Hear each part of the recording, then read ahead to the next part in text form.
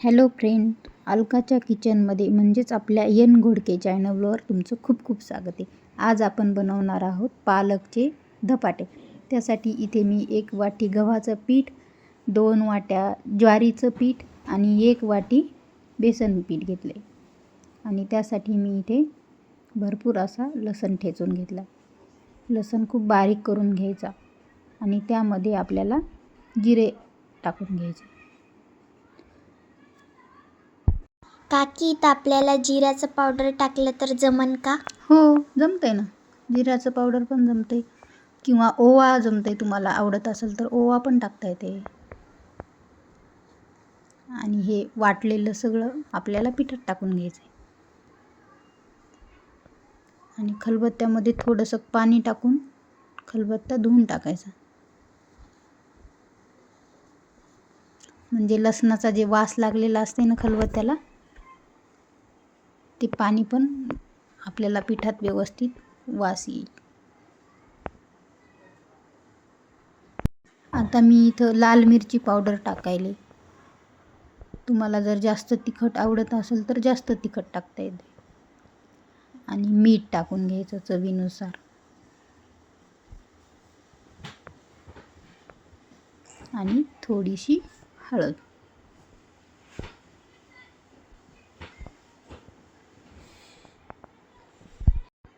आता मी पालक टाकून घ्यायले. पालक धुवून व्यवस्थित बारीक कापून टाकायचे, म्हणजे आपल्याला धपाटे करताना ते धपाट मोडणार नाही. आणि यानंतर मी थोडीशी कोथिंबीर पण घालून घेणार आहे. कोथिंबीर भरपूर घेतली तरी चालते. इथे मी एवढी घेतली, एवढी टाकून घेते.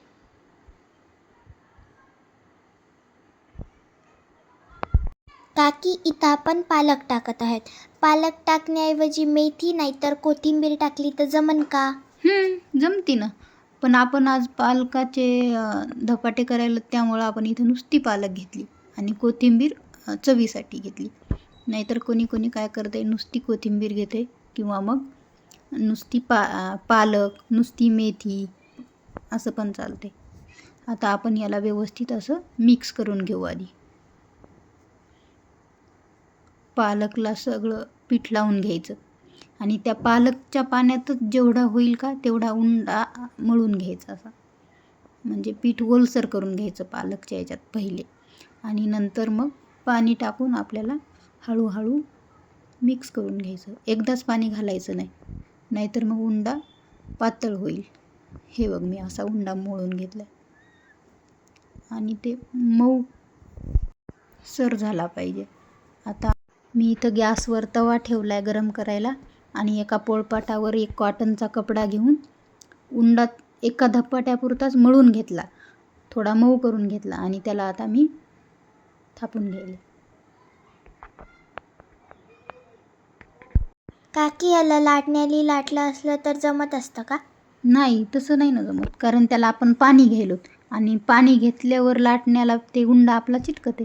त्यामुळे इथं लाटणं जमत नाही. आपल्याला हातानंच व्यवस्थित पोळपाटावर सगळीकडून पसरून घ्यावं लागते ते. आणि सर्व बाजूनी पातळच थापून घ्यायचं, म्हणजे भाजताना ते व्यवस्थित भाजते. नाहीतर एका साईडनं जर जाड ठेवलं ना तर ते व्यवस्थित भाजतच नाही, मध्ये कच्चं राहते. आणि जर आपण लाटण्याने नाही लाटलं तर आपल्या हाताला ते उंडा चिटकन? नाही चिटकत ना, आपण पाणी घेऊन घेऊन थापायलोत ना त्याला, म्हणून ते पाणी घेतल्यामुळं आपल्या हाताला चिटकत नाही आणि व्यवस्थित थापल्या पण जाते. आता त्याला मी असे छोटे छोटे छिद्र करून घ्यायले, म्हणजे आपल्याला तव्यावर टाकल्यावर जर तेल टाकायचं असलं ना त्याला साईडनं, तर ते तेल व्यवस्थित सगळीकडे जाते. आणि पहिलं करताना तव्याला तेल लावायचं नाही, म्हणजे ते तव्याला व्यवस्थित धपाट चिटकते. आणि तेल जर लावलं तर ते वापस कपड्यालाच चिटकून येते, तव्याला चिटकतच नाही. आता याला आपण साईडनं थोडंसं तेल टाकून घेऊ.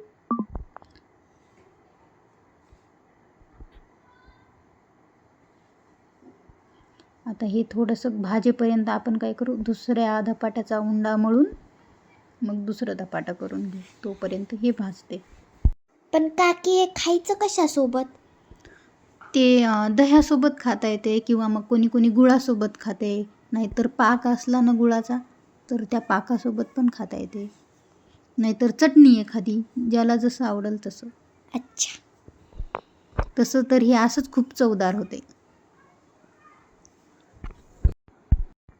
आता मी याला एकदा मध्ये चेक करून बघितलं होतं झालं का नाही म्हणून, तर ते झालं नव्हतं म्हणून ते आपल्याला निघालं नाही उलथण्यानं. आता ते होईपर्यंत आपण हे खालचं करून घेऊ.